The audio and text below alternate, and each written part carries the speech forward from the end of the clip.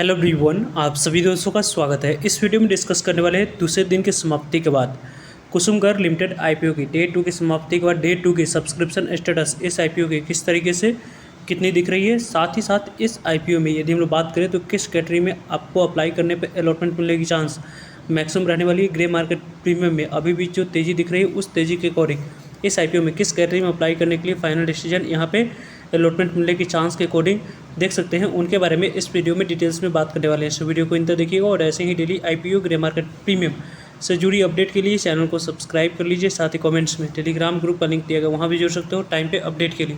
First of all कुछ basic information को यदि हम लोग देखें तो कुसुमगर आईपीओ की बेसिक इन्फॉर्मेशन में यहाँ पे 8 जुलाई से आईपीओ ओपन हुई थी और आज इस आईपीओ में दूसरा दिन आपको अप्लाई करने के लिए समय रखा गया था, जिसकी समाप्ति हो चुकी है। कल इस आईपीओ में आखिरी दिन आपको अप्लाई करने की अपॉर्चुनिटी यहाँ पे मिलने वाली है।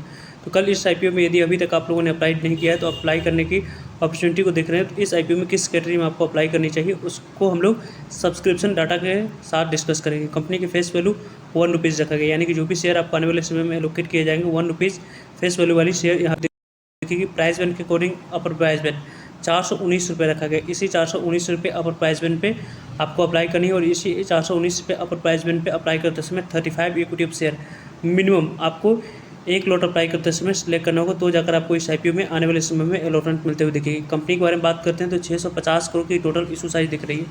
इस 650 करोड़ की इशू साइज में यदि हम लोग बात करते हैं तो यहाँ पे मीडियम इशू साइज वाली आईपीओ है। 50% शेयर की अभी के पास जाएगी, 35% शेयर रिटेलर्स के पास, 15% शेयर आपको एनआई कैटेगरी के पास जाते हुए देखेगी। बुक बिल्डिंग आईपीओ है, बीएसई एनएसई दोनों जगह पर कंपनी की लिस्टिंग होने वाली है। रही बात इस आईपीओ की, मिनिमम एक लॉट अप्लाई करने के लिए यहाँ पे 14,600 अमाउंट्स की रिक्वायरमेंट दिख रही है। स्मॉल एचएनआई के बारे में बात करते हैं तो लगभग यहाँ पर 14 लॉट अप्लाई कर सकते हैं। उसके लिए 2,05,310 अमाउंट्स की यहाँ पर रिक्वायरमेंट दिख रहा है।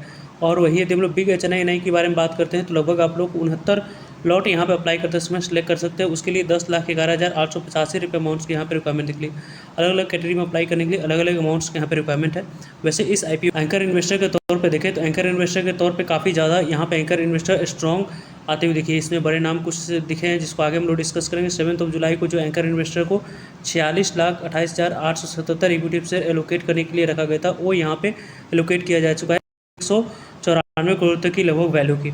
इसमें आपको यहाँ पे 50% शेयर को सेल करने की अपॉर्चुनिटी यहाँ पे 12 अगस्त को मिलेगी, यानी कि 50% शेयर को सेल करने की अपॉर्चुनिटी 12 अगस्त को मिलेगी और रेस्ट 50% शेयर को सेल करने की अपॉर्चुनिटी यहाँ पे 11 अक्टूबर को मिलने वाली है। 50% शेयर को सेल करने की अपॉर्चुनिटी 30 दिनों के बाद मिलेगी और रेस्ट 50% शेयर को सेल करने की अपॉर्चुनिटी 90 डेज़ के बाद मिलने वाली है इस आईपीओ। आने वाले समय में इंपॉर्टेंट डेट्स के बारे में बात करें तो 8 जुलाई यहाँ पे ओपनिंग डेट थी, उसकी समाप्ति हो चुकी है। 10 जुलाई इस आईपीओ की यहाँ पे क्लोजिंग डेट है। कल इस आईपीओ में आखिरी दिन आपको अप्लाई करने के लिए समय मिलेगा। 13 जुलाई यहाँ पे अलॉटमेंट आप लोगों को मिली है नहीं, उसके बारे में इन्फॉर्मेशन मिल जाएगी। 14 जुलाई को नहीं मिलने में पैसे रिफंड करने की डेट है। 14 जुलाई को ही डीमैट अकाउंट में शेयर को क्रेडिट करने की डेट है और 15 जुलाई को कंपनी की लिस्टिंग बीएसई एनएसई दोनों जगह पर होते हुए दिख जाएगी।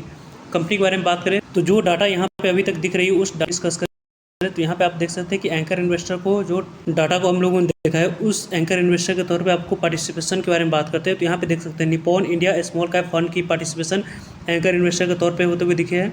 लगभग यहाँ पे Nippon India power and infra fund के बारे में बात करें, निपॉन इंडिया यहाँ पे वैल्यू फंड हो गई। एसबीआई कोमा फंड की बात करते हैं, एसबीआई यहाँ पे कंजम्पशन फंड अपॉर्चुनिटी फंड की बात करें, white of opportunity aggressive hybrid fund के बारे में बात करें, उनकी यहाँ पार्टिसिपेशन होते हुए देखिए। लगभग 68,000 इक्विटी ऑफ शेयर एलोकेट किया गया और अलग फंड्स के माध्यम से एक और 4,08,380 इक्विटी ऑफ शेयर एलोकेट किया गया। ब्लैक रॉक के बारे में बात करते हैं, यानी कि नाम इस कंपनी के एंकर इन्वेस्टर के तौर पे देख रहे हैं। ब्लैक रॉक की बात करें उनकी यहाँ पार्टिसिपेशन है। साथ साथ गोल्डमैन सैक्स के बारे में बात करें उनकी यहाँ पार्टिसिपेशन दिख रही है। साथ साथ आईसीआई प्रूडेंशियल जो फंड है उनके बारे में बात करें, आईसीआईसीआई प्रूडेंशियल की यहाँ पे नाम दिख रहे हैं। साथ साथ जो वेल नोन फंड है इंडिया की बात करते हैं तो इंडिया में भी वेल नोन फंड की पार्टिसिपेशन इस आईपीओ में दिख रहे हैं। साथ साथ करते हैं उनकी यहाँ पार्टिसिपेशन आपको एंकर इन्वेस्टर के तौर पे दिख रही है। मिराई एसेट जो इंफ्रास्ट्रक्चर फंड है उनकी पार्टिसिपेशन यहाँ पे मोतीलाल ओसवाल के बारे में बात करें, मोतीलाल ओसवाल फंड्स की यहाँ पार्टिसिपेशन दिख रही है। बंधन स्मॉल कैप फंड की बात करें और Tata Elxsi flexi cap funds की हो गई और एक्सिस इक्विटी सेविंग फंड्स की बात करते हैं और एक्सिस इनोवेशन फंड्स की बात करें उनकी यहाँ पार्टिसिपेशन दिख रही है। ओवरऑल एंकर इन्वेस्टर के तौर पे बात करें तो एंकर इन्वेस्टर काफ़ी शानदार दिख रही है, जिसके कारण से इस आईपीओ में ग्रे मार्केट प्रीमियम में इतनी बड़ी गिरावट आने के बावजूद भी यहाँ पे तेज़ी ही दिख रही है। कंपनी की अभी तक की रिस्पॉन्स के अकॉर्डिंग बात करें तो दूसरे दिन की समाप्ति के बाद इस आईपीओ में 2.30 टाइम तक आईपीओ QYB कैटेगरी में सब्सक्राइब हो चुकी, जो कि यहाँ अच्छे रिस्पॉन्स है। पहले दिन 0.30 टाइम तक AIPO सब्सक्राइब हुआ था, दूसरे दिन की समाप्ति के बाद 2.30 टाइम तक सब्सक्राइब होना, काफ़ी शानदार रिस्पॉन्स यहाँ पे आप लोग कर सकते हो। 30,81,634 इक्विटी शेयर के लिए यहाँ पे 70,97,160 इक्विटी शेयर की बोली है। लगभग यहाँ पे 297 करोड़ की बोली लेने की वजह से IPO 2.30 टाइम तक AIPO सब्सक्राइब हुई है। HNI के बारे में बात करते हैं तो लगभग यहाँ पे 38.67 टाइम तक AIPO सब्सक्राइब हुई है। लगभग यहाँ पे 23,13,000 इक्विटी शेयर के लिए 8,94,57,200 इक्विटी शेयर की बोली लगी। लगभग यहाँ पे 3,748 करोड़ की बोली लेने की वजह से IPO यहाँ पे लगभग आपको 39 गुना तक AIPO NI कैटेगरी में सब्सक्राइब हुए। बिग NI कैटेगरी के बारे में बात करें 39.18 टाइम तक AIPO सब्सक्राइब हुआ। 39.18 टाइम तक सब्सक्राइब 15,42,000 इक्विटी शेयर के लिए 6,04,20,815 इक्विटी शेयर की बोली लगी। लगभग यहाँ पे 2,531 करोड़ की बोली लगी है, जिसकी वजह से इस IPO में यहाँ पे बिग NI कैटेगरी में 39 गुना तक AIPO सब्सक्राइब हुआ है। स्मॉल NI कैटेगरी में 10 लाख से ऊपर की बात करें उसमें आपको 39 गुना तक, 2 लाख से 10 लाख के बीच की बात करते हैं तो यहाँ पे 37.66 टाइम तक AIPO सब्सक्राइब हुई। लगभग यहाँ पे 7,71,000 इक्विटी शेयर के लिए 2,90,36,385 इक्विटी शेयर की बोली लगी। लगभग 1,216 करोड़ की बोली लेने की वजह से IPO 38 गुना तक AIPO स्मॉल NI कैटेगरी में सब्सक्राइब हुई है। और रिटेलर्स कैटेगरी के बारे में बात करें तो 10.06 टाइम तक AIPO सब्सक्राइब हो चुकी है। अभी के अकॉर्डिंग बात करें तो इस IPO में अभी भी आपको अलॉटमेंट मिलने की चांस सबसे ज़्यादा बिग NI कैटेगरी में, देन स्मॉल रिटेलर्स कैटेगरी में, उसके बाद स्मॉल NI कैटेगरी में अलॉटमेंट मिलने की चांस के अकॉर्डिंग आप देख सकते हैं। एम्प्लॉय कैटेगरी में लगभग 4.11 टाइम तक एक सब्सक्रिप्शन फिगर हम लोग को दिखी है।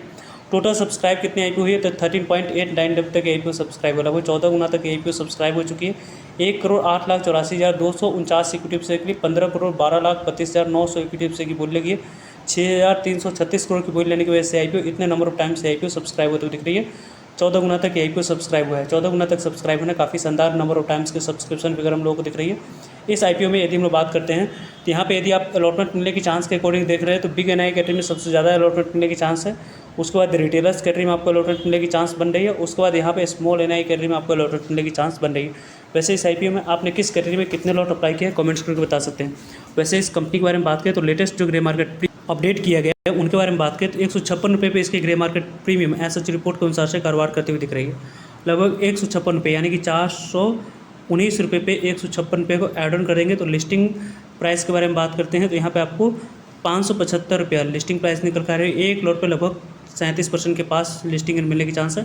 लगभग यहाँ 5500 के आसपास IPO आने वाले समय में आपको लिस्टिंग एंड देती हुई दिख रही है, यानी कि इस IPO में अलॉटमेंट आप लोग को मिलते हैं तो काफ़ी अच्छे लिस्टिंग एंड मिलने की चांस यहाँ से बन रही है। फर्दर इस IPO के बारे में कल मॉर्निंग में या दोपहर में किसी भी तरह की कोई और फर्दर अपडेट पॉजिटिव या नेगेटिव आती है तो वीडियो के माध्यम से आप लोगों तक अपडेट पहुँच जाएगी।